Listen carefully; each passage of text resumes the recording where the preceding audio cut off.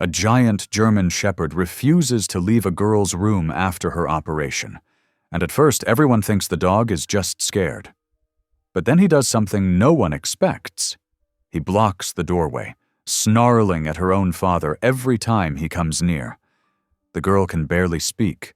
Her newborn is fighting for life with a tiny oxygen mask, and this huge dog is the only one standing guard. Like he knows something the rest of the family doesn't. Doctors try to move him. Security tries to drag him out. But he won't budge, because the moment her father steps close, the dog changes. His whole body shifts, like he's remembering something terrible.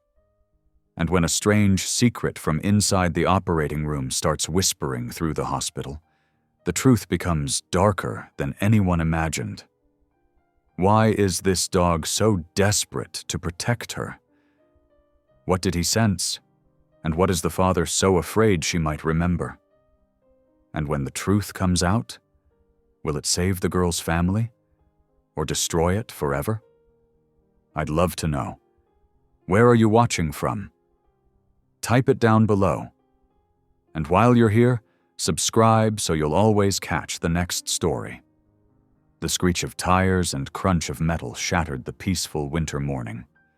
On the ice-slicked highway, cars collided like deadly dominoes, leaving Bree Halden's small sedan crushed between a delivery truck and the concrete barrier.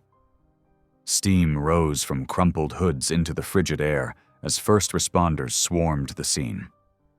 Bree lay unconscious, her head resting against the deflated airbag. Blood trickled from a gash above her eye, and her breathing came in shallow gasps. But it was the tiny whimper from the back seat that sent paramedics rushing to action.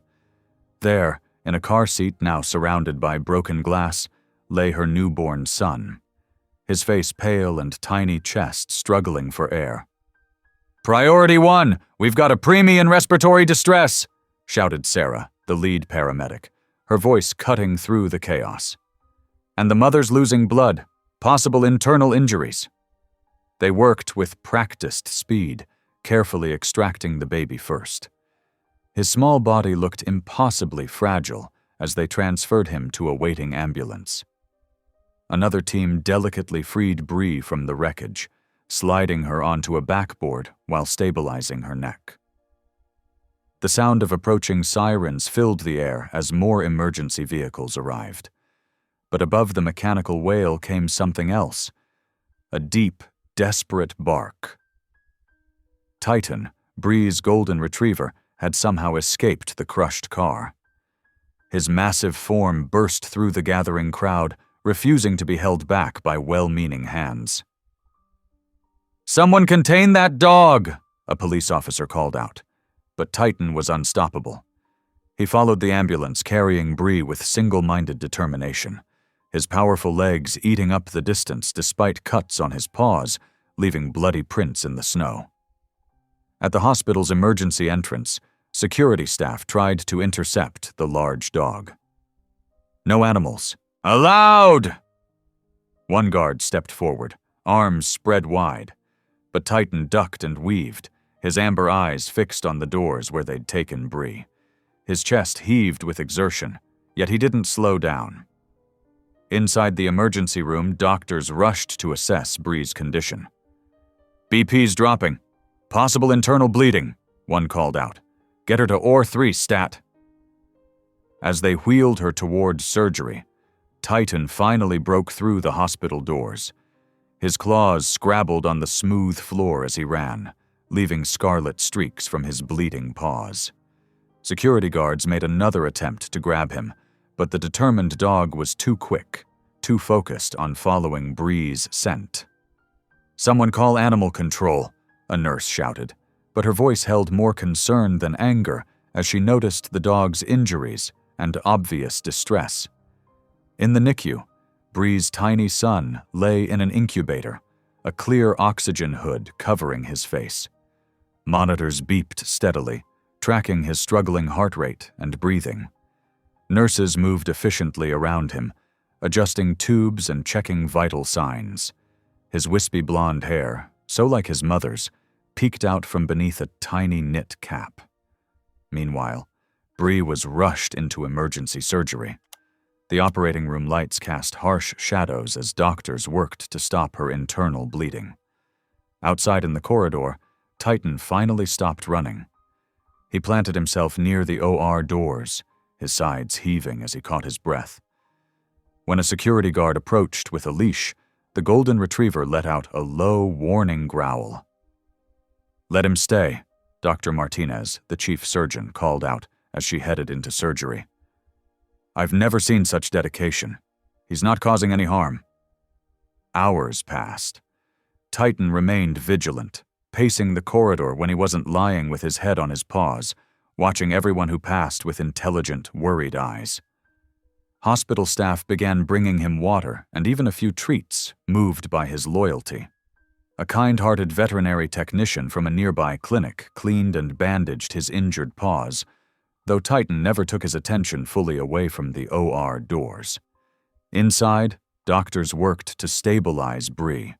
The surgery was delicate, but successful. "She's lucky," Dr. Martinez told her team as they finished. "A few more minutes of internal bleeding and we might have lost her." When they finally wheeled Bree to recovery, Titan rose and followed quietly, his bandaged paws padding softly on the floor. The nurses allowed him to lie beside her bed, his large head resting near her hand. His presence seemed to calm her even in unconsciousness, her vital signs growing stronger and more stable. In the NICU, her son continued his own fight. The nurses had wrapped him in a soft blanket decorated with tiny stars, careful not to disturb the monitoring leads and breathing support. Though premature and stressed by the accident, he showed his mother's quiet strength, his condition gradually improving as the hours passed. Titan split his attention between his two charges. When allowed, he would walk to the NICU viewing window, standing on his hind legs to peer in at the tiny baby. His breath would fog the glass as he watched, only returning to Bree's side when assured the newborn was being well cared for.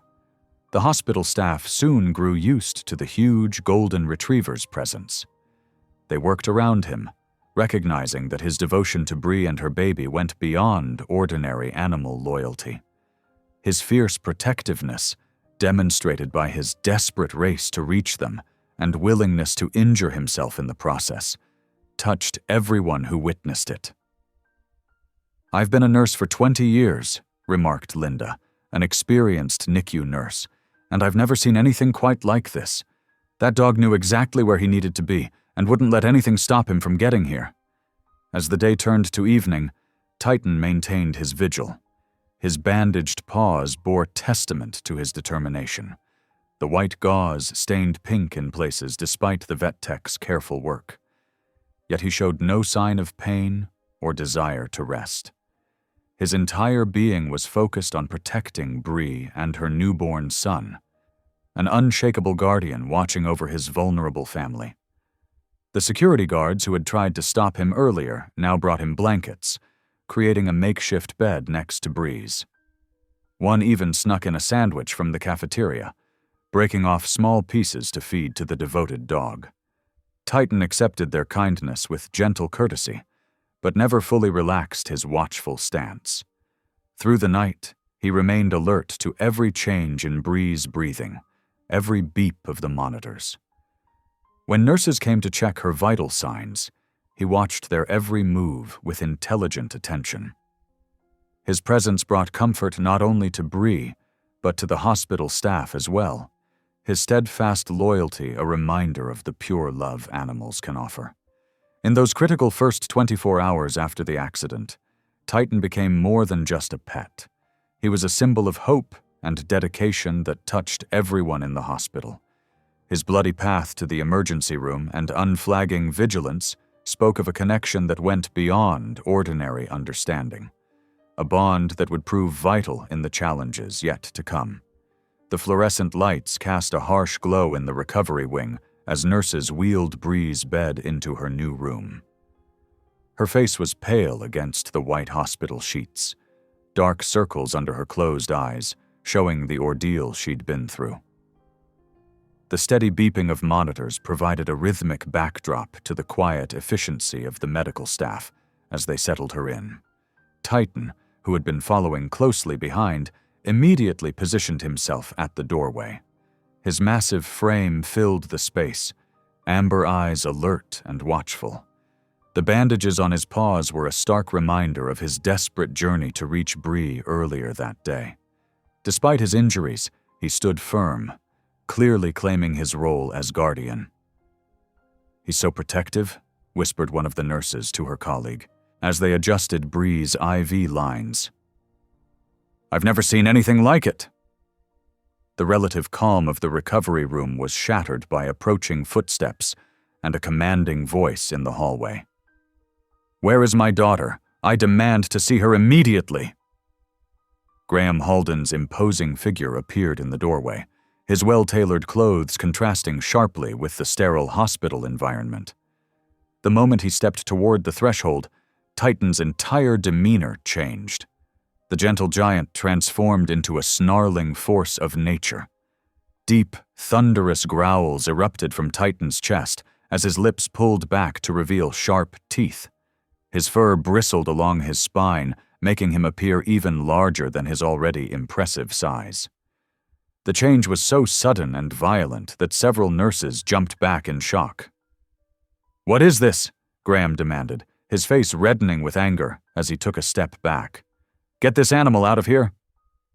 Two security guards who had been stationed nearby rushed forward, trying to control the situation. They attempted to grab Titan's collar, but the dog's aggressive display only intensified. His barks echoed through the corridor, a sound so unlike his usual gentle nature that it startled even those who had witnessed his earlier dedication.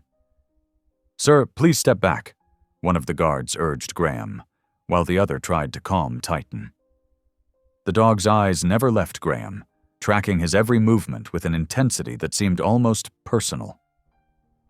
The commotion stirred Bree from her medication-induced sleep.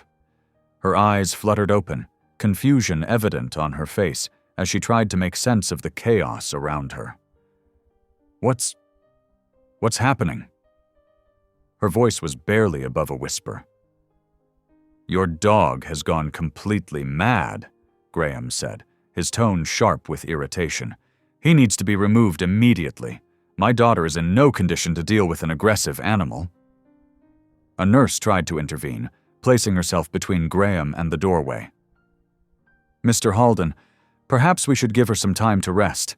The accident was very traumatic, and—" "I'm her father," Graham cut her off, his voice carrying the weight of someone used to getting his way. "And I'm telling you she's not competent to make decisions right now. That dog is clearly traumatized from the crash and poses a danger to everyone here." More hospital staff arrived, drawn by the commotion. Among them was Dr. Martinez, who had overseen Bree's surgery. She assessed the situation quickly, noting Titan's protective stance and Graham's aggressive posturing. "Mr. Halden," she said firmly, "your daughter is still in a very delicate condition. This kind of stress isn't good for her recovery. The dog has been nothing but gentle with the staff and your daughter. This is the first aggressive behavior we've seen." "Then you haven't been paying attention," Graham snapped, straightening his jacket. "That animal is unstable. I won't have my daughter or my grandson at risk because of some pet's trauma."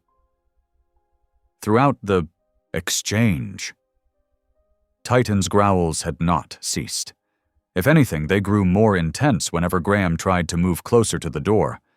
The security guards were still trying to control him, but the massive dog remained unmovable, his entire body focused on keeping Graham away from Bree. "Please," Bree's weak voice cut through the tension. Don't take him away. He's just scared." Her words trailed off as exhaustion pulled at her. The head nurse stepped forward, her expression firm. "Mr. Halden, I must insist you leave for now.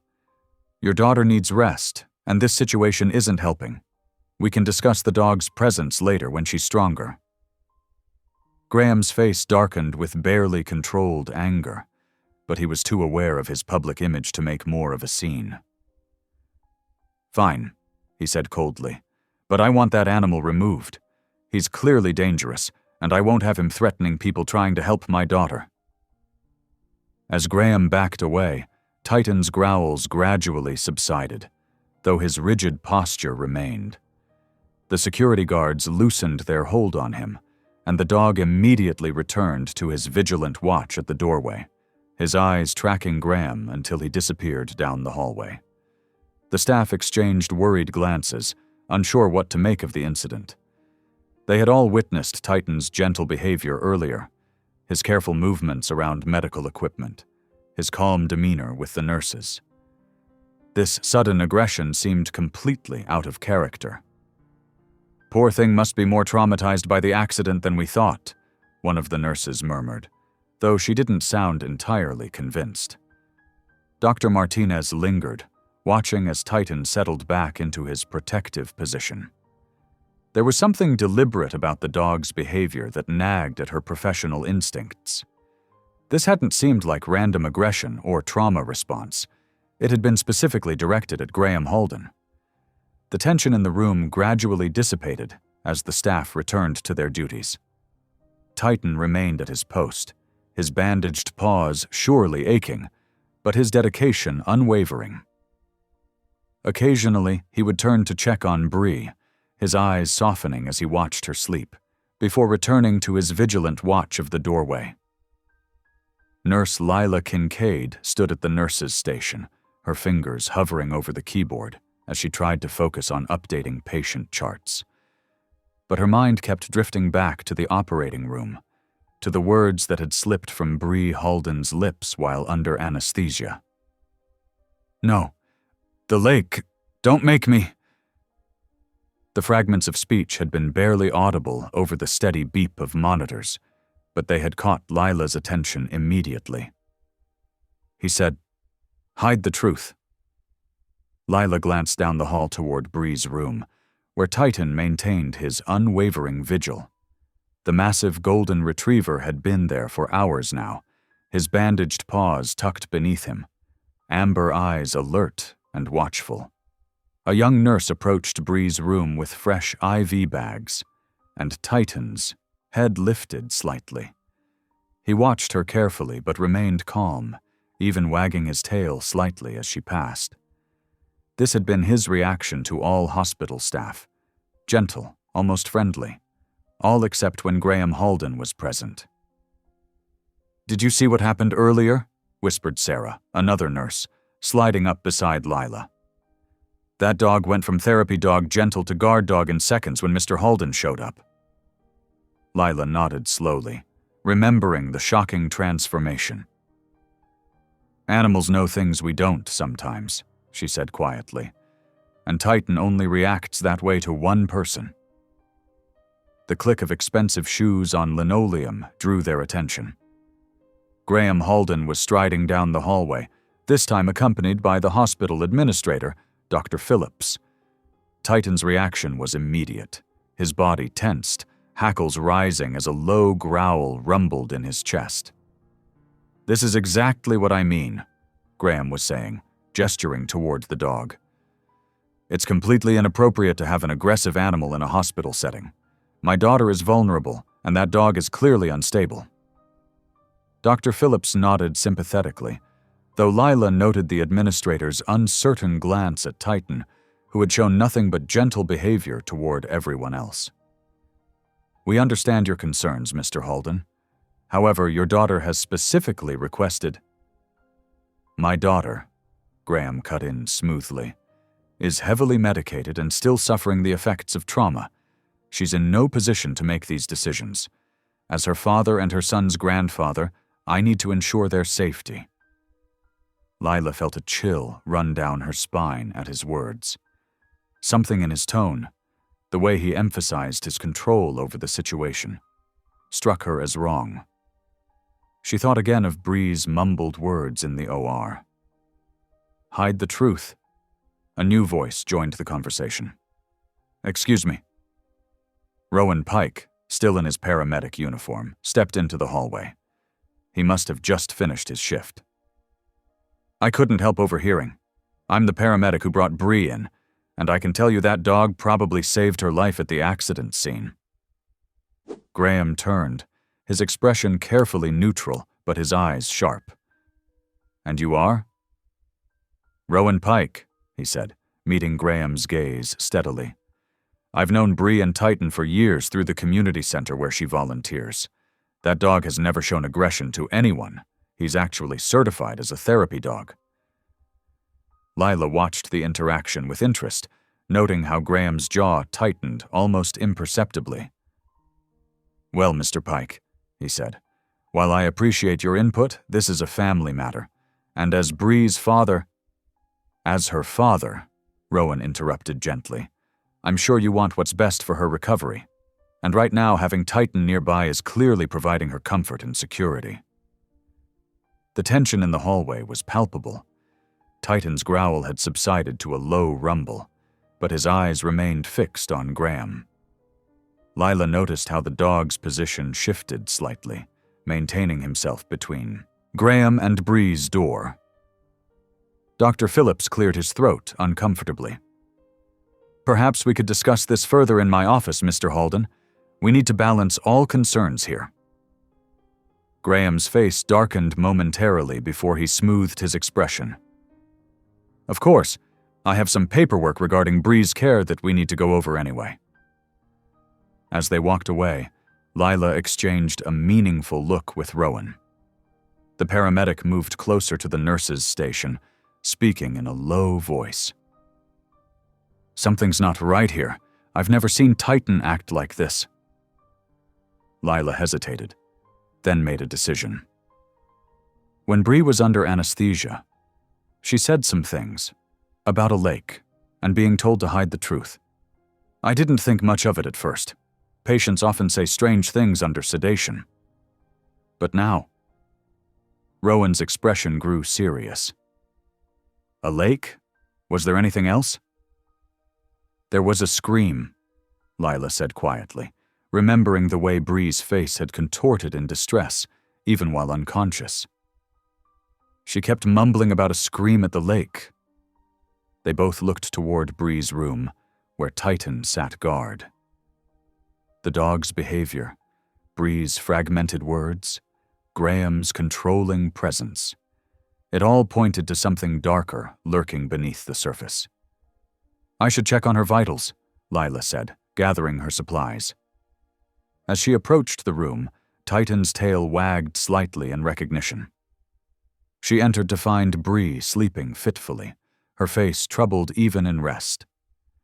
Lila checked the monitors and adjusted Bree's IV, all while keeping an eye on the door. She couldn't shake the feeling that Graham Halden's attempt to remove Titan wasn't just about concern for his daughter's safety. There was something else, something that made that massive, gentle dog transform into a protective barrier at the mere sight of him.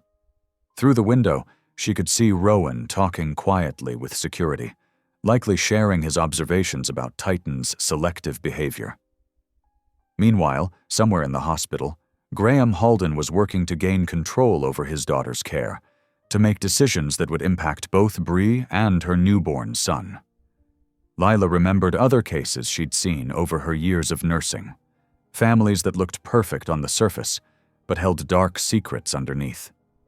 She'd learned to trust her instincts, and right now, every one of them was telling her to watch closely and protect her patient. As if sensing her thoughts, Titan turned his head to look at her, his intelligent eyes seeming to convey a message. You see it too, don't you? Lila reached down to pat his head gently. Don't worry, boy, she whispered. We'll keep her safe. In the sterile hallways of the hospital's administrative wing, Graham Halden's polished shoes clicked against the floor with purposeful strides. He carried a leather briefcase filled with documentation, proof of his substantial donations to the hospital's new cardiac wing, letters from business associates vouching for his character, and carefully prepared guardianship paperwork. Hospital Administrator Sarah Chen sat behind her desk, her expression carefully neutral as Graham settled into the chair across from her. Mr. Halden, I understand your concerns, but— Mrs. Chen, Graham interrupted smoothly, opening his briefcase. I think we both know the hospital's expansion plans rely heavily on community support. He placed a folder on her desk. My latest contribution to the cardiac wing represents a significant portion of that support. Sarah Chen's fingers tensed slightly on her desk calendar. Mr. Halden, while we deeply appreciate your generosity, patient care decisions must be based on medical considerations. Of course, Graham agreed, his tone reasonable but firm. And as a father, I'm deeply concerned about my daughter's care. That dog is a safety hazard, not just to Bree, but to her premature infant and other patients. And given Bree's current state, she's in no condition to make rational decisions about her own care. In the NICU, Lila watched through the window as Bree struggled to sit up in her wheelchair, reaching out to touch the incubator containing her tiny son. Titan sat quietly beside her, his presence somehow making the medical equipment seem less intimidating. He's so small, Bree whispered, her voice still weak from surgery. Lila adjusted the IV line trailing from Bree's arm. But he's fighting hard, just like his mama. A shadow fell across the window. Graham Halden, accompanied by Dr. Phillips and 2 members of the hospital board. Titan's ears immediately flattened, and a low growl rumbled in his chest. Bree, sweetheart, Graham called through the doorway, not entering, mindful of Titan's presence. The doctors and I need to discuss some arrangements for your care. Bree's hand trembled against the incubator. I don't understand why you're trying to send Titan away, Dad. He's not hurting anyone. That animal is unstable, Graham insisted, his voice taking on an edge that made Titan's growl deepen. And you're not thinking clearly right now. You need to focus on getting better, on your son, not worrying about a dog. Lila watched Bree's face pale further, saw the way she seemed to shrink into herself at her father's tone. The nurse moved closer to her patient, positioning herself subtly between Bree and the doorway. Mr. Halden, she said firmly, Bree needs rest. Any discussions about her care can wait until she's stronger. Graham's expression hardened for a moment before smoothing into concerned patience. Of course, I'm only thinking of what's best for my daughter and grandson. He turned to Dr. Phillips. Shall we continue our discussion in your office? As they walked away, Lila noticed Rowan Pike watching from the nurse's station. She caught his eye and gave a slight nod. The paramedic had been finding reasons to stay close to the hospital since their earlier conversation, his instincts as troubled as hers. Once the hallway was clear, Lila knelt beside Bree's wheelchair. Are you okay? Tears slipped down Bree's cheeks. He's trying to take control of everything, just like before, just like— She stopped, her breath hitching. Like when? Lila prompted gently. But Bree just shook her head, her hand reaching for Titan's fur. The dog pressed closer, his solid warmth seeming to give her strength. Later that afternoon, Rowan found Lila in the break room, her coffee untouched in front of her. Graham's meeting with legal affairs now, he said quietly. I overheard him talking about temporary guardianship papers. Lila's fingers tightened around her coffee cup. He's moving fast, too fast. This isn't just about the dog. He's trying to get complete control over Bree's medical decisions. And her son's, Rowan added grimly. I did some asking around. Graham Halden has a reputation for taking over in crisis situations, especially when there's money involved. His construction company grew exponentially after his wife's death. Something about an insurance payout. His wife's death? Lila remembered Bree's drug-induced mumbling about the lake, about a scream. How did she die? Drowning accident, apparently. At their lake house, about 15 years ago. Rowan ran a hand through his hair. Bree would have been just a kid. A chill ran through Lila as pieces started connecting. Bree's fearful reactions to her father, Titan's aggressive response to only Graham, the fragments of memory about a lake and hidden truth. Their conversation was interrupted by raised voices from the hallway. They hurried out to find Graham confronting hospital security near Bree's room. "That animal attacked me," Graham was saying, his voice carrying. "It's only a matter of time before someone gets seriously hurt." But the security officer looked skeptical. "Sir, we've been monitoring that dog closely. He hasn't made any aggressive moves except when you approach." "Are you suggesting I'm lying?" Graham's tone was dangerous. Titan's barking echoed from Bree's room, and Lila rushed to check on her patient. She found Bree trying to get out of bed, panic on her face. "Please," Bree begged. "Don't let him take Titan away. Don't let him—" "Shh," Lila soothed, helping Bree lie back. "Try to stay calm. Focus on getting stronger." But internally, her concern was growing. Graham's intensity, his rush to secure legal control, the way Bree seemed to fade in his presence, it all pointed to something deeply wrong. Through the window, she could see Graham striding away, his phone already at his ear. He was a man used to getting his way, using money and influence to shape situations to his advantage. And now he was moving to take control of not just Bree's care, but her infant son's as well. Rowan appeared in the doorway, his expression troubled. "I'm going to make some calls," he said quietly to Lila. "There has to be a reason Titan reacts to him this way. Dogs remember trauma, especially trauma they witnessed." Lila nodded, watching as Titan settled his head on Bree's bed, his amber eyes never leaving the doorway. Whatever secrets lay in Bree's past, whatever truth Graham Halden was trying to keep hidden, that loyal dog seemed determined to stand guard against its return. The weight of unspoken fears hung in the air as Lila checked Bree's vital signs, her mind racing with possibilities. Graham Halden was making his moves, using his influence and money to tighten his control. But he hadn't counted on the quiet resistance forming around his daughter, a protective network of those who sensed the danger behind his polished facade. The fluorescent lights of the hospital's computer lab hummed softly as Lila hunched over the keyboard during her break. Her fingers moved swiftly across the keys, searching through archived newspaper articles from 15 years ago. Beside her, Rowan stood watching, his paramedic jacket still on from his latest call. "Here," Lila said, her voice barely above a whisper. "Look at this." The headline from the Cedar Grove Gazette filled the screen.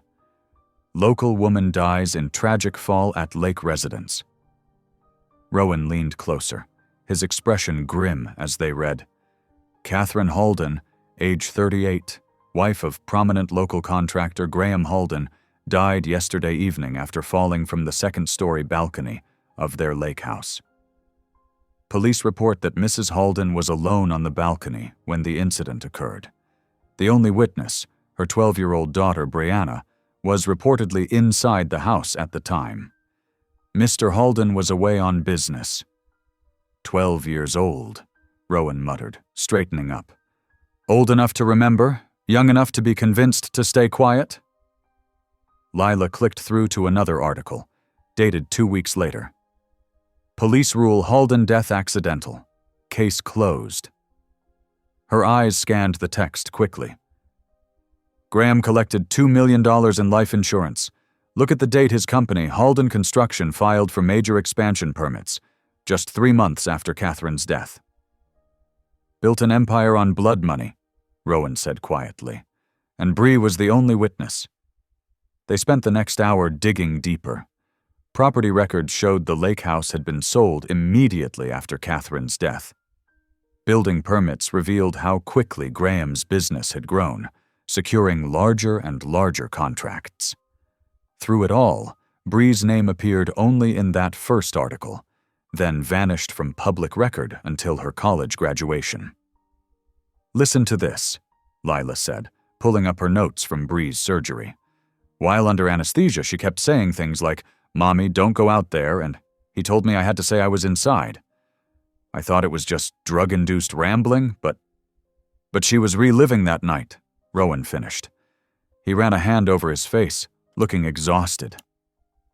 No wonder Titan goes crazy whenever Graham shows up.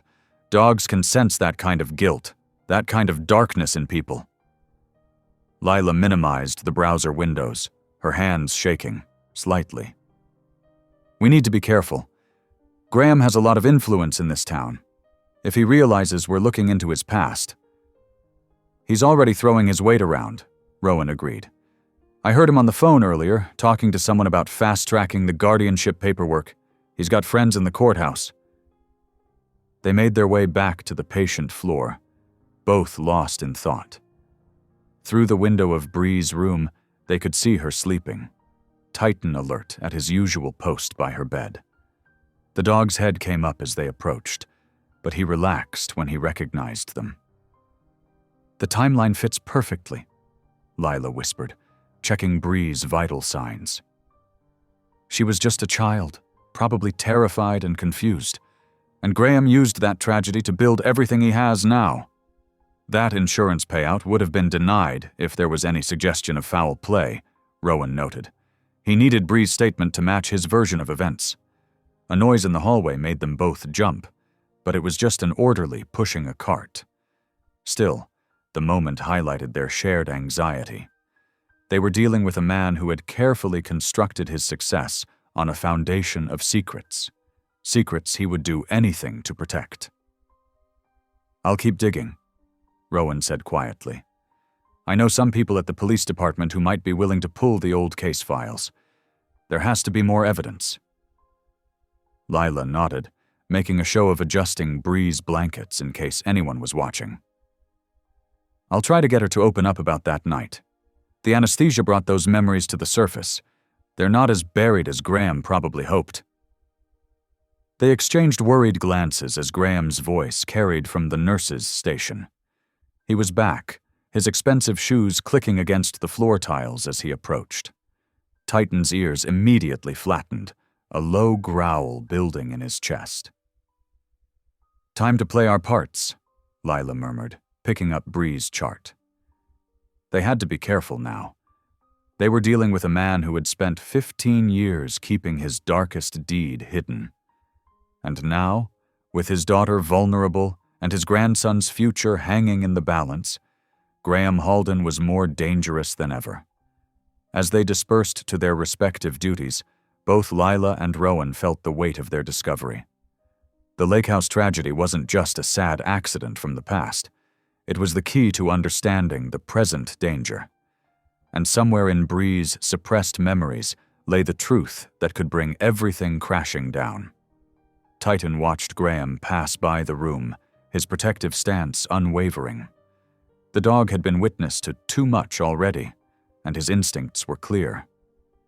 The monster that had destroyed his family years ago was circling again, and this time, there was more than just Bree's safety at stake. The pieces were starting to come together, revealing a pattern of control and manipulation that spanned more than a decade.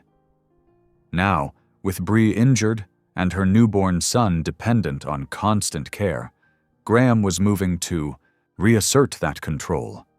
But this time, he faced opposition he hadn't counted on. A loyal dog who remembered the truth, a dedicated nurse who noticed the warning signs, and a paramedic determined to uncover what really happened that night at the lake.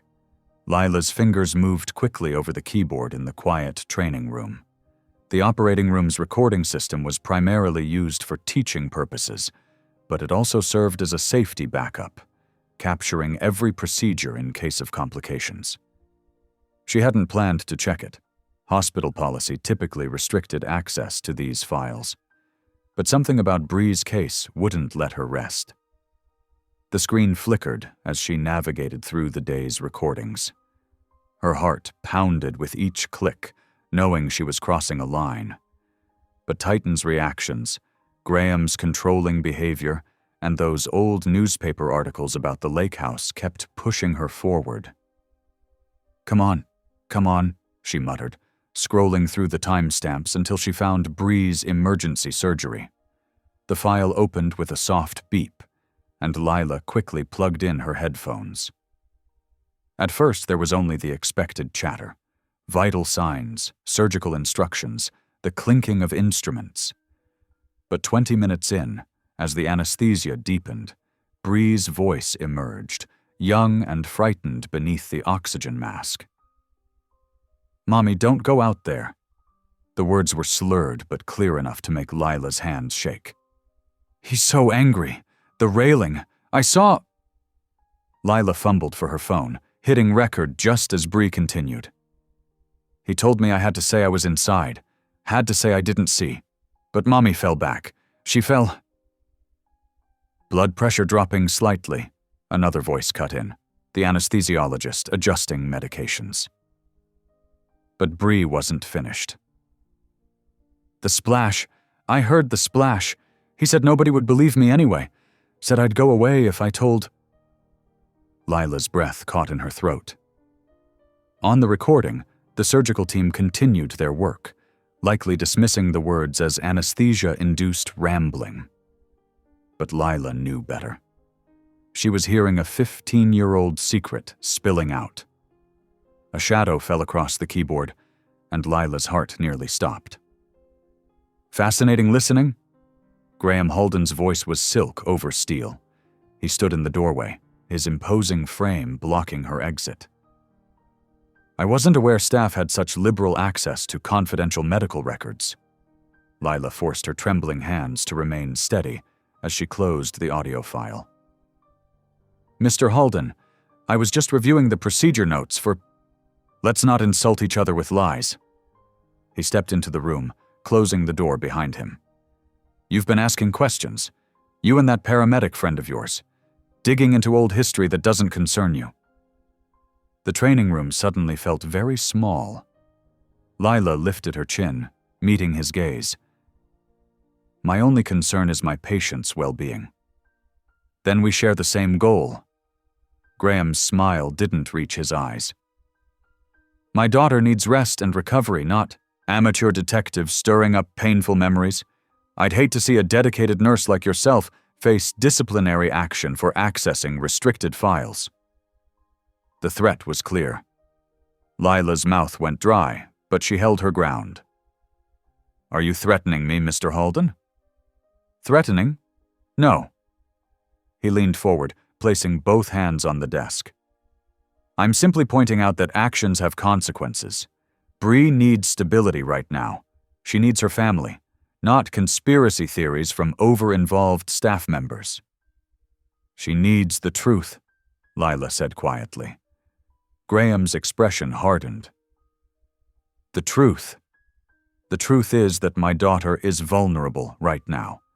She needs protection from people who would exploit her condition for their own agenda.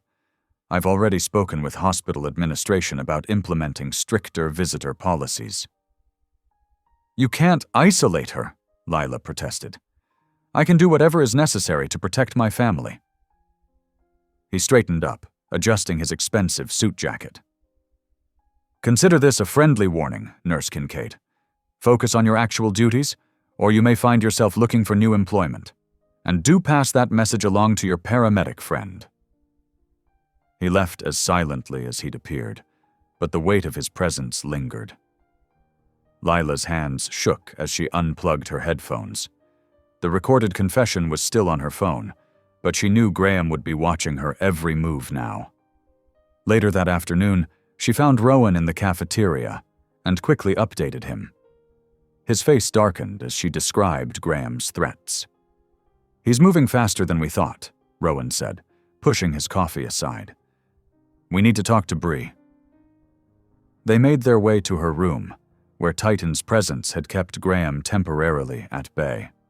The dog's tail wagged at their approach, but his eyes remained watchful on the door. Bree looked better today, some color returning to her cheeks. But there was a fragility to her that went beyond physical recovery, a lifetime of carefully constructed walls starting to crack.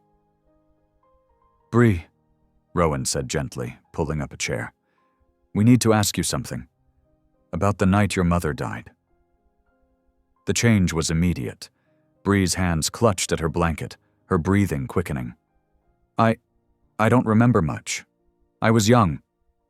But you do remember, Lila pressed carefully. Under anesthesia, you were talking about it, about the railing and the splash. No. Bree shook her head, tears gathering in her eyes. You don't understand, I can't. He said nobody would. We know you were scared, Rowan said. You were just a kid. But you're not alone anymore. Titan moved closer to the bed, pressing his nose against Bree's hand. She gripped his fur like an anchor. He told me what to say, she whispered, the words seeming to escape against her will.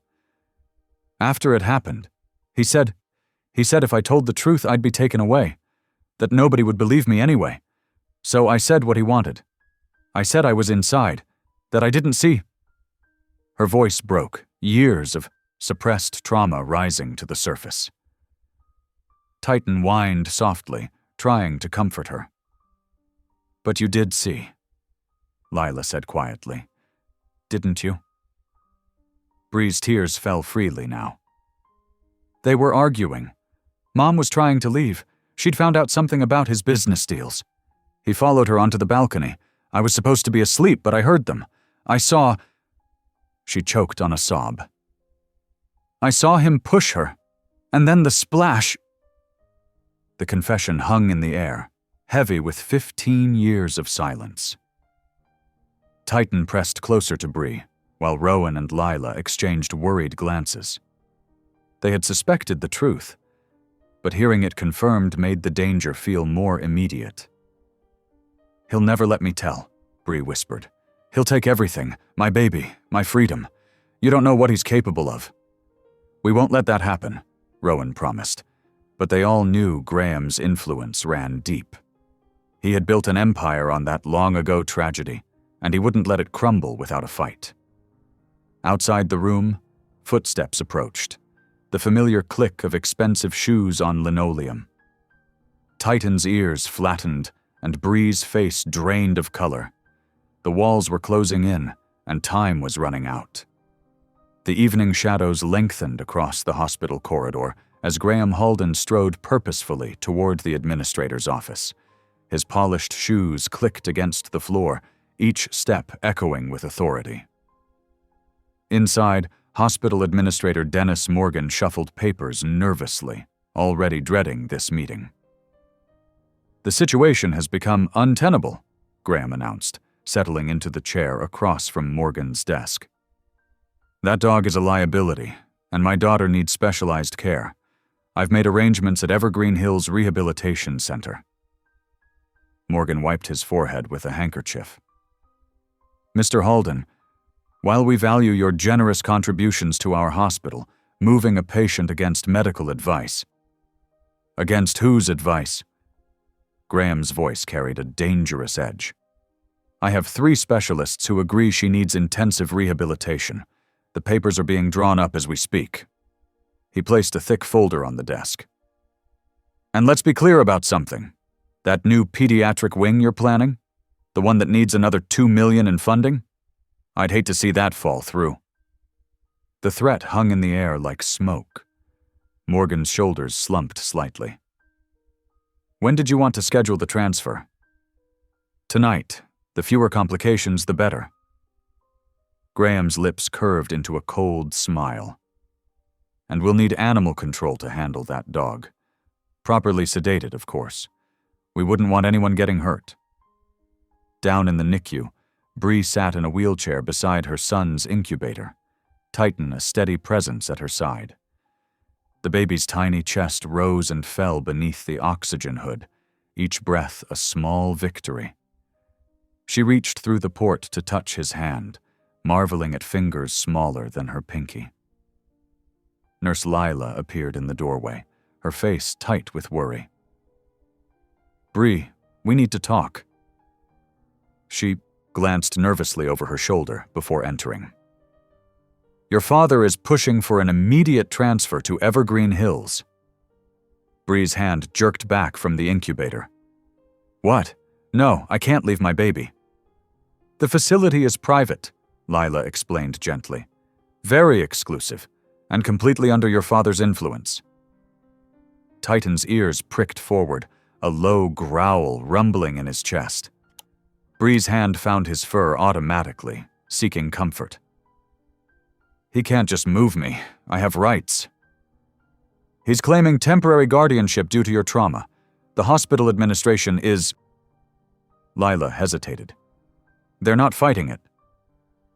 Rowan appeared behind Lila, his paramedic uniform wrinkled from a long shift. We're working on something. The OR recording, the old case files, we're building a case. But we need time. Bree looked between them, then back at her baby. Her hand trembled as she stroked Titan's head. Every time Daddy comes near, Titan goes crazy. At first, I thought it was just stress from the accident, but... She swallowed hard. It's like he knows something, like he's trying to warn me. Animals sense things we don't, Rowan said quietly. They remember too. Bree's eyes widened. The lake house. Titan was just a puppy, but he was there that night. When Mom... Before she could finish, a commotion erupted in the hallway. 2 men in animal control uniforms appeared, followed by Graham and several hospital security guards. There he is, Graham pointed at Titan. That's the aggressive animal. Be careful, he's already attacked several people. That's not true, Bree protested as Titan pressed closer to her wheelchair, hackles rising. He's never hurt anyone. The animal control officers approached cautiously, tranquilizer guns ready. Lila stepped between them and Titan. This dog is a registered therapy animal. You can't just... I have the paperwork right here, Graham interrupted smoothly, producing more documents. The dog has been deemed a threat to patient safety. Now step aside. Rowan pulled out his phone, fingers flying over the keyboard. I'm calling in some favors. Just hold them off for a few minutes. But Graham's influence had been thorough. Hospital security began clearing the area, herding other patients and visitors away. The animal control officers moved forward methodically, spreading out to trap Titan. Bree's heart raced as she realized what was happening. Her father wasn't just trying to separate her from her support system. He was eliminating the one witness who had been there that terrible night, who had seen what really happened on the lake house balcony. Please, she begged, but her father's face remained impassive. He'd worn that same expression 15 years ago, when he'd told her exactly what to say to the police. When he'd made her understand the consequences of telling the truth. The first tranquilizer dart caught Titan in the shoulder. He yelped, staggering slightly but remaining protectively in front of Bree. The second dart followed quickly. Stop! Lila shouted, but security held her back. Rowan was on his phone, speaking urgently to someone about evidence and witnesses. Bree watched helplessly as Titan's legs began to buckle, his loyal eyes never leaving her face. The massive dog swayed, fighting the sedatives with everything he had. Just like he'd fought to reach her after the crash. Just like he'd tried to warn everyone about the danger that had followed her since that night at the lake. I'm so sorry, she whispered, as Titan finally collapsed. The animal control officers moved in with a stretcher, efficiently securing him. Graham smiled, satisfied. The transport team will be here within the hour. Nurse Kincaid, I believe your shift is over. Mr. Pike, this area is now restricted to essential personnel only. Lila and Rowan exchanged desperate looks. They had the evidence, the recording, the old files, Bree's statement, but Graham's power move had caught them off guard. They needed more time. As security began escorting them out, Lila managed to catch Bree's eye. Her lips moved silently. Don't give up. Bree sat alone in her wheelchair, watching them take Titan away. Her father's hand came to rest on her shoulder, heavy with authority and unspoken threats. It's time to focus on your recovery, he said smoothly. Everything else is being taken care of. She looked through the incubator window at her tiny son, then at Titan's unconscious form being wheeled away. The same suffocating helplessness she'd felt as a child threatened to overwhelm her. But something else was growing too, a fierce determination she'd inherited from her mother. This time she wouldn't stay silent. This time she had people fighting for her. And somehow, she had to find the strength to fight back. The fluorescent lights cast harsh shadows in the hospital corridor as the transfer team wheeled their equipment toward Bree's room. Their footsteps echoed against the sterile walls, mixing with the steady beeping of monitors and the distant murmur of voices. Titan, still groggy from the tranquilizers, lay at the foot of Bree's bed. His golden fur was matted where the darts had struck him, but his amber eyes remained alert, scanning the doorway. When Graham's polished shoes appeared in the threshold, everything changed. Titan's muscles tensed, and a low growl rumbled deep in his chest. Despite the sedatives coursing through his system, the massive dog pushed himself up on unsteady legs, positioning his body between Bree and the door. "I thought that beast was supposed to be sedated," Graham snapped, his carefully maintained composure cracking. He gestured sharply at the transfer team. "Get in there and move my daughter. The private facility is waiting." The team hesitated, eyeing Titan's protective stance. Even drugged, the dog's size was intimidating. His hackles rose as Graham took another step forward, and the growl deepened into something primal and warning. "Dad, please," Bree pleaded from her bed, her voice trembling.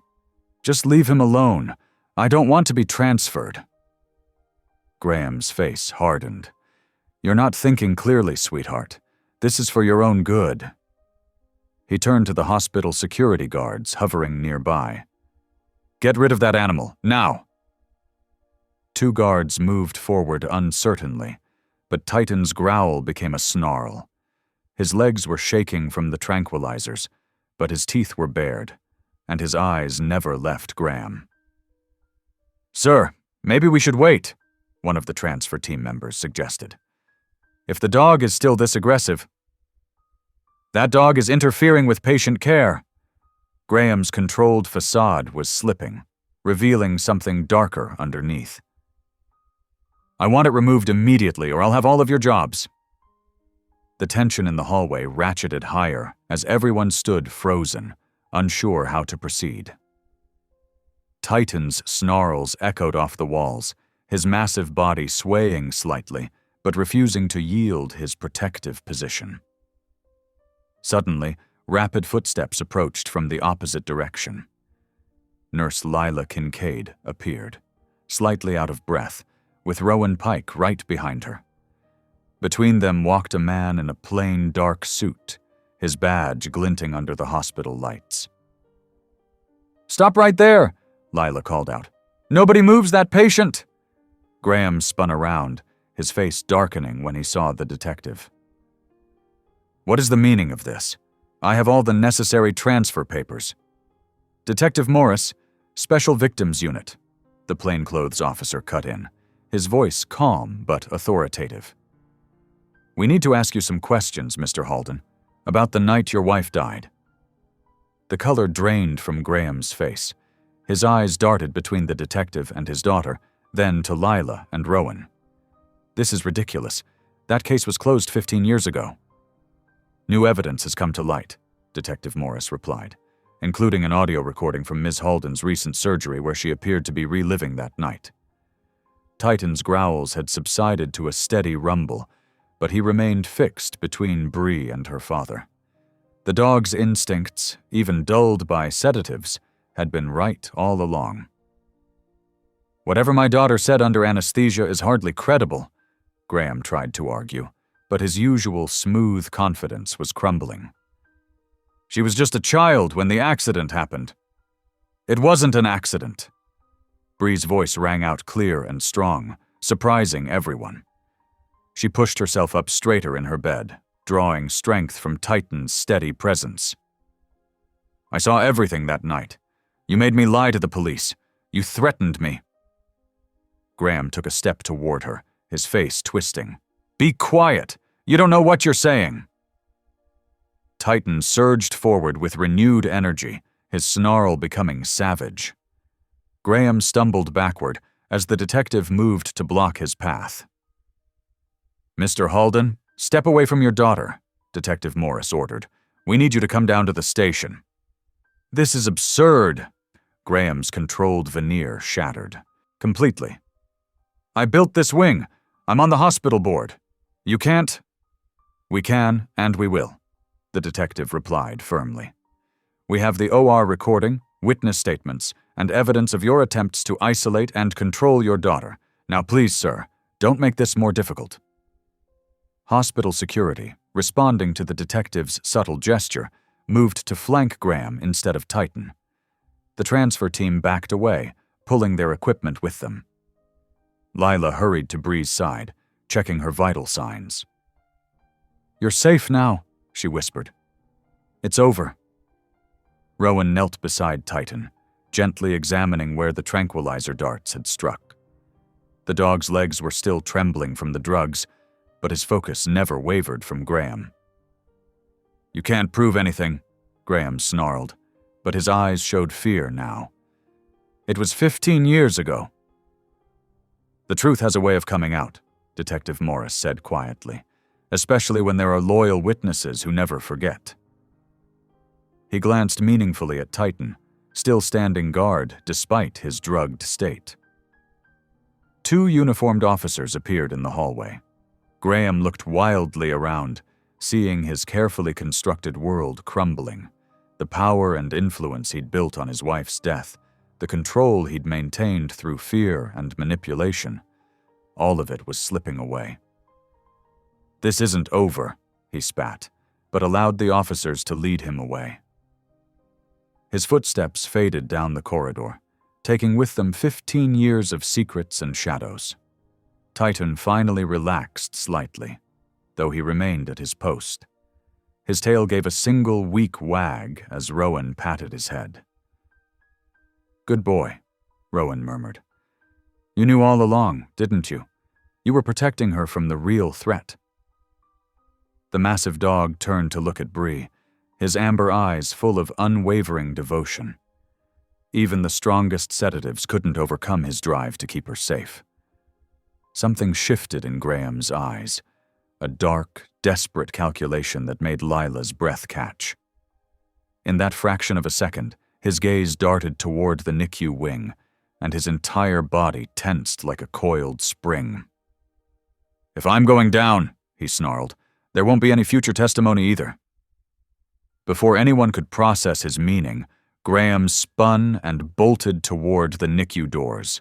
The implications hit Rowan like a physical blow. Graham was going after Bree's baby. No! Bree screamed, trying to lunge from her bed. Lila caught her, preventing her from tearing her stitches. The NICU nurses at their station looked up at the commotion. Graham's expensive shoes squeaked against the polished floor as he shoved past them, knocking one nurse into a supply cart. Medical supplies clattered across the floor as screams erupted. Stop him! Detective Morris shouted, already running but too far behind. Graham reached the NICU door, shouldering it open with savage force. Inside, tiny bodies lay in their incubators, monitors beeping steadily. His eyes locked onto Bree's son, the smallest one, lying vulnerable, under his clear oxygen hood. Rowan sprinted forward, his paramedic training driving him to protect the helpless infant. But even as he ran, he knew he wouldn't make it in time. Graham's fingers were already stretching toward the oxygen tubing. A golden blur shot past everyone. Despite the tranquilizers coursing through his system, Titan moved with terrible purpose. His massive body, still unsteady from the drugs, nonetheless hurled forward with everything he had left. Years of protective instinct overrode the sedatives. Graham's hands had just touched the oxygen equipment when 110 pounds of determined golden retriever slammed into him. The impact drove Graham away from the incubator, sending both man and dog crashing into the far wall. Titan's previous growls had been warnings. This sound was different, deep, primal, final. His teeth found Graham's forearm as the man tried to shield himself, clamping down with enough force to crack bone. Graham screamed, but Titan didn't release him.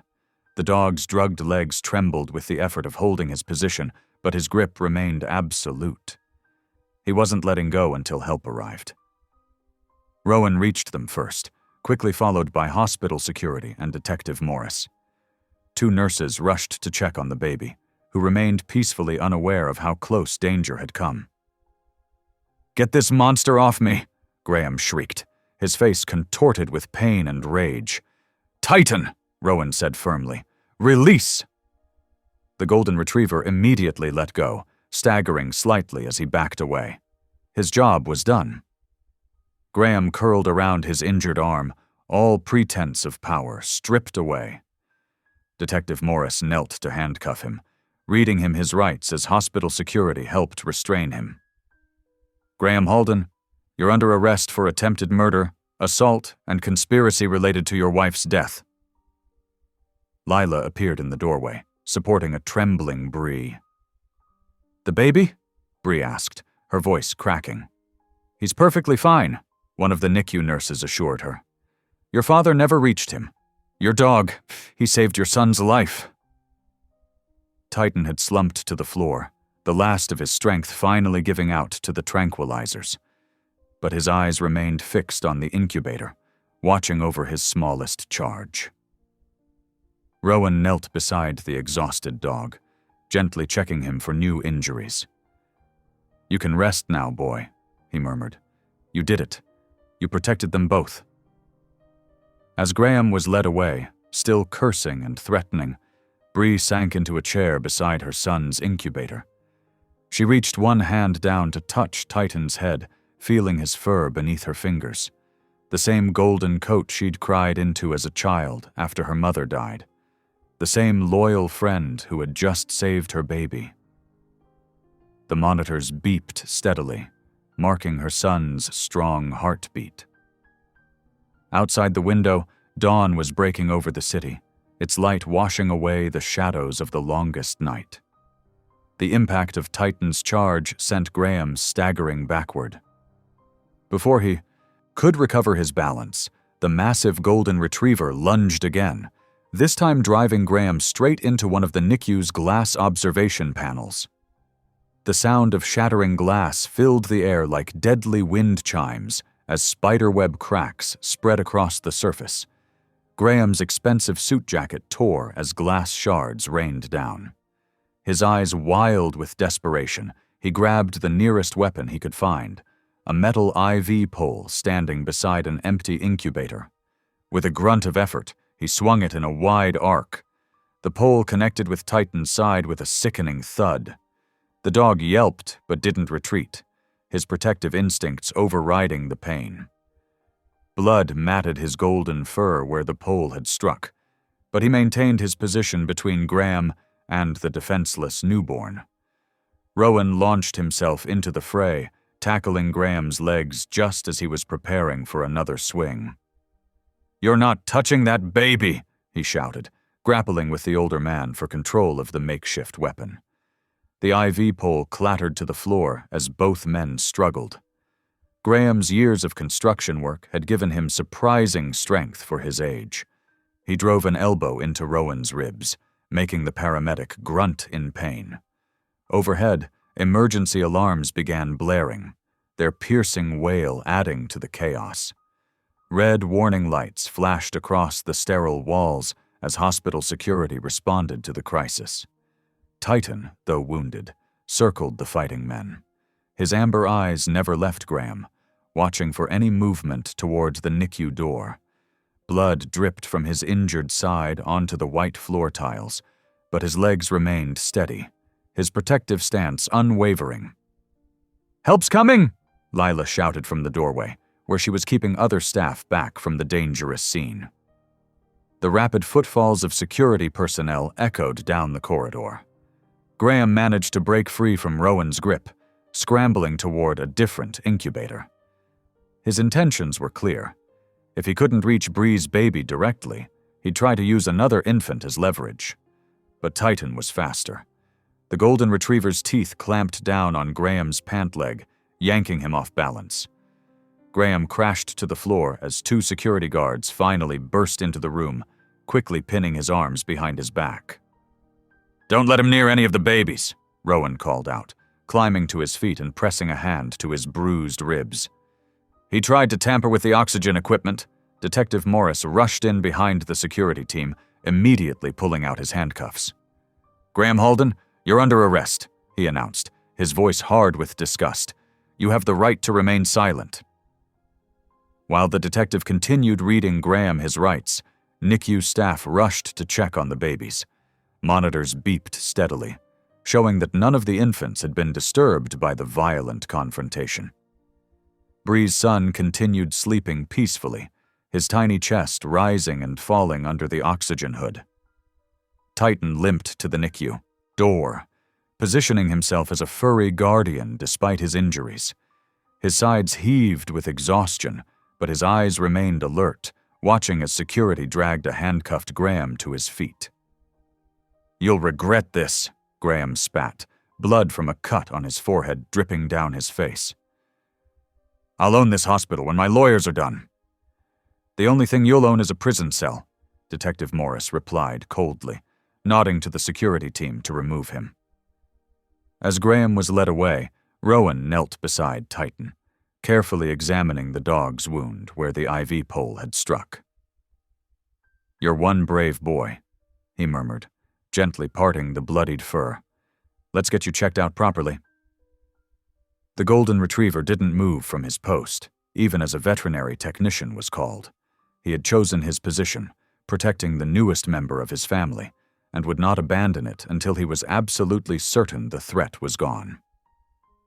In the days following Graham's arrest, the hospital hallways buzzed with activity of a different kind. Detective Morris and his team set up a makeshift command center in an unused conference room, their evidence boards filling up with photos, documents, and timeline markers spanning 20 years. The OR audio recording became the cornerstone of their investigation. Lila had preserved it carefully, and now Bree's unconscious words echoed through high-quality speakers. "Mommy screamed. Daddy said to hide. The lake was so dark." The fragments of memory, preserved by chance during her surgery, painted a chilling picture of that night at the lake house. Bree listened to the recording from her hospital bed, tears streaming down her face. Titan lay beside her, his broad head resting on her lap, while veterinary bandages wrapped his injured ribs.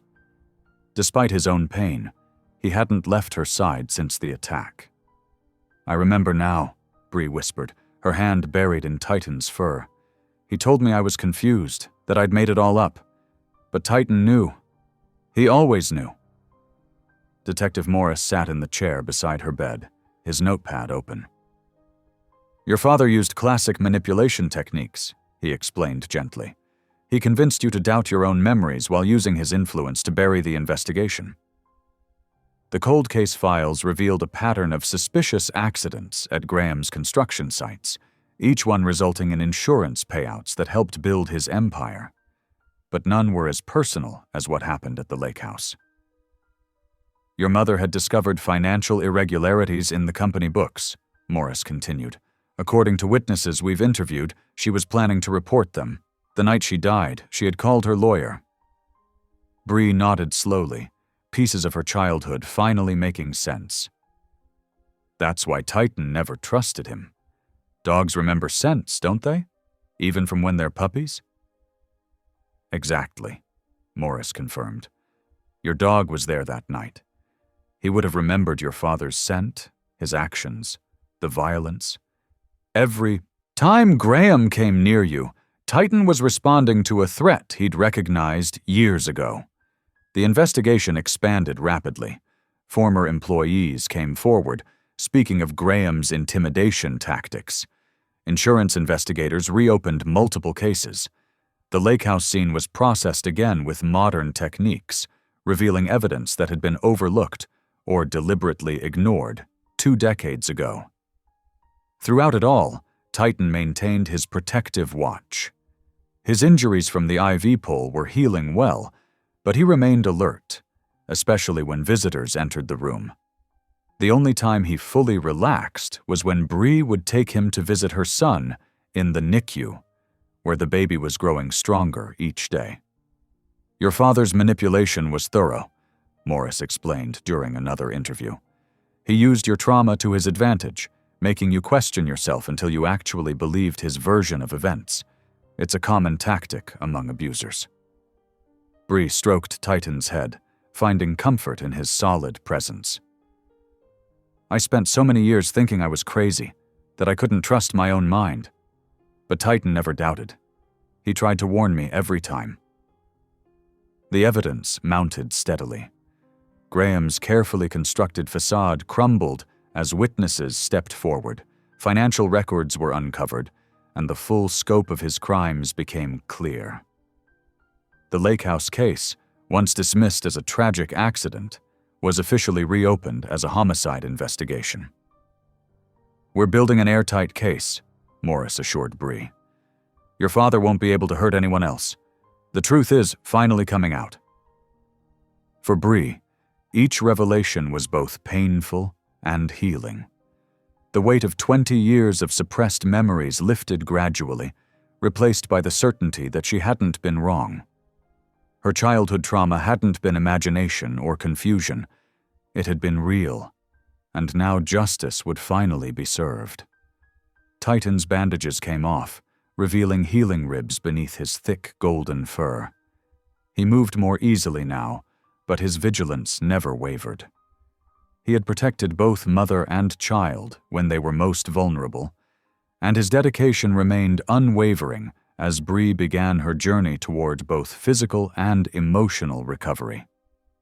Bree sat in the hospital's family room, her newborn son cradled against her chest in a soft blanket.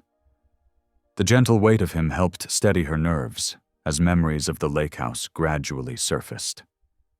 Rowan sat nearby, his paramedic uniform traded for casual clothes during his off-duty visit, while Lila perched on the edge of a chair, her scrubs wrinkled from a long shift.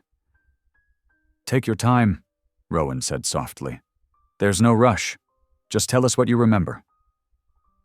Titan lay at Bree's feet, his watchful eyes never leaving her face. She drew strength from his presence as she closed her eyes, allowing the fragments of that night to emerge. "I remember Mom being scared," she began, her voice barely above a whisper. "She was making phone calls when she thought Dad wasn't around. Heard her talking about papers, about things that didn't add up." Lila leaned forward, her expression gentle. "That matches what the investigators found. Your mother had discovered financial irregularities." Bree nodded, rocking her son slightly as he stirred. "The night at the lake, Mom was different. She kept checking her phone, jumping at every sound. Dad was angry. I'd never seen him so angry before." The memories came faster now, like puzzle pieces clicking into place. "They were arguing on the balcony. I was supposed to be in bed, but I could hear them. Mom said she couldn't keep quiet anymore, that people needed to know the truth." Her arms tightened protectively around her baby. There was a scream, then silence. "When Dad found me hiding in my room, Her voice cracked. "He told me I had to say Mom fell, that if I didn't, bad things would happen." Rowan moved closer, offering silent support. "You were just a child, Bree. He manipulated your fear, used it to control you. I know that now." Bree looked down at her son's peaceful face. When he came after the baby, everything became clear. I saw the same darkness in his eyes that I saw that night. He would have... She couldn't finish the sentence. Titan whined softly, pressing against her legs. Lila reached out, squeezing Bree's hand. "But he didn't. Your dog stopped him, just like he's been trying to protect you all along." "The prosecution needs your testimony," Rowan reminded her gently. "But you won't be alone. We'll all be there to support you, Bree touched her son's soft cheek, marveling at his tiny fingers. I have to do this, not just for Mom, but for him too. He deserves to grow up in a world where the truth matters. The memories were painful, but they no longer held the power to paralyze her. Each recollection strengthened her resolve. She remembered more details. The sound of the lake water lapping at the shore. The way her mother's voice had shaken with determination. The heavy silence that followed the scream. Dad always said I was confused, that trauma had mixed up my memories. Bree shook her head. But I wasn't confused. I was silenced. And now you have your voice back, Lila assured her. The evidence supports everything you remember. The financial records, the witness statements, the pattern of suspicious accidents. It all validates your memory of that night. Rowan nodded. Your testimony will be the final piece. You're not that frightened child anymore, Bree. You're stronger now. Looking down at her son, Bree felt a surge of protective love. This was why she needed to speak up. Not just to bring justice for her mother, but to ensure her own child would grow up in safety, free from manipulation and fear. I'm ready, she said firmly. I'm ready to tell the truth, all of it, for Mom, for my baby, and for myself. Titan's tail thumped against the floor, as if approving her decision. The loyal dog had never wavered in his protection, had never doubted what he knew to be true. Now, finally, Bree felt that same unwavering certainty. She would face her father in court. She would speak the truth that had been buried for 20 years. The memories were clear now, no longer distorted by Graham's manipulation. She was ready to be her mother's voice, to ensure that justice, though delayed, would finally be served. The courtroom fell silent as Bree took the witness stand. Her hands trembled slightly as she placed them in her lap, but her eyes remained steady, focused on the truth she needed to share. Ms. Halden, the prosecutor began gently, please tell us what you remember about the night of June 15th, 20 years ago. Bree's voice wavered at first, barely above a whisper. I was supposed to be asleep, but I heard them arguing on the balcony of our lake house. She paused, drawing strength from Titan's presence at the base of the witness stand. Mom was scared. She had found something in Dad's business records that wasn't right. The prosecutor played the operating room audio, where Bree's unconscious words matched her testimony perfectly. No, Daddy, please. Mom just wanted to tell. The papers show. The recording sent murmurs through the courtroom. Graham's face darkened from his seat at the defense table. His fingers curled into fists as Bree continued. I heard Mom say she couldn't stay quiet anymore. Then there was a scream, and... Bree's voice grew stronger, surer. I saw him push her. He saw me watching from my window. Afterward, he came to my room and told me I had to say it was an accident, that Mom had fallen on her own. The prosecutor presented financial records showing suspicious transfers just before her mother's death. Documentation of other accidents involving people who had questioned Graham's business practices followed. The pattern was clear. And recently, when your father tried to reach your newborn son in the NICU, the prosecutor asked. He had that same look in his eyes, Bree said firmly. The same darkness I saw the night Mom died. If Titan hadn't stopped him. Graham suddenly exploded from his chair. That damn dog, he shouted, his carefully maintained facade cracking completely. Everything was under control until that animal started interfering. You were supposed to stay quiet. The outburst sent shockwaves through the courtroom. Security officers moved to restrain Graham as he continued ranting about Titan ruining everything. His true nature, hidden for so long behind a mask of respectability, was finally exposed for all to see. The jury took less than 3 hours to reach their verdict. As the forewoman stood, Bree held her breath. On the charge of first-degree murder, we find the defendant guilty. Graham's face contorted with rage as additional guilty verdicts were read for attempted murder, witness tampering, and fraud. When he lunged toward Bree one final time, Titan's warning growl stopped him cold. As Graham was led away in handcuffs, Bree felt 20 years of silence lifting from her shoulders. Her mother's truth was finally heard. Justice, though long delayed, had finally arrived. Back at her seat, she buried her face in Titan's fur, whispering thank you to the loyal protector who had helped her find her voice again. The autumn sunlight streamed through fresh curtains as Bree Anderson signed her name on the lease agreement. She had chosen to use her mother's maiden name, a small act of reclamation that felt both healing and right. The apartment was modest but bright, with large windows that looked out over a peaceful neighborhood park. "That's everything, Miss Anderson," the property manager said warmly, gathering the papers. "Welcome home." Home. The word settled in Bree's chest like a warm embrace. This was her space, chosen by her, safe from the shadows of her past. The living room walls were already decorated with cheerful paintings of woodland creatures, perfect for a nursery corner she had created. In that corner, her 3-month-old son dozed peacefully in his crib. Though he still needed his small oxygen mask at night, his breathing had grown stronger with each passing week.